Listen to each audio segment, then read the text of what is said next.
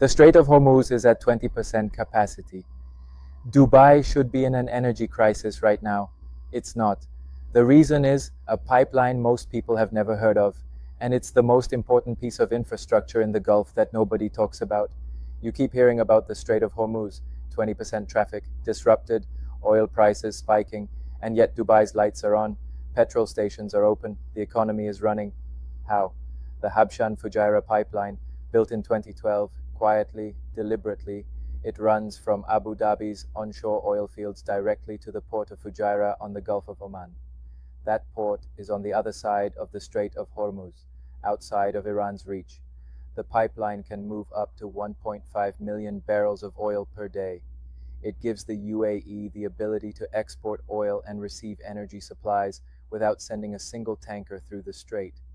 Iran closing the strait doesn't choke the UAE the way it chokes Japan or South Korea because the UAE built the exit door.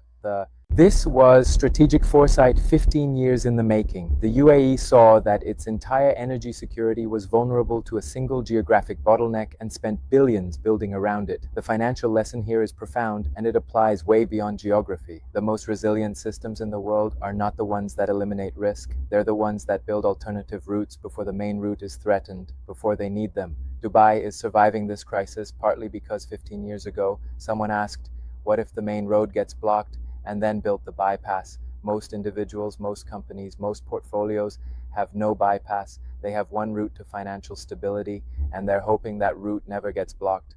The pipeline is a metaphor. Build your bypass before you need it.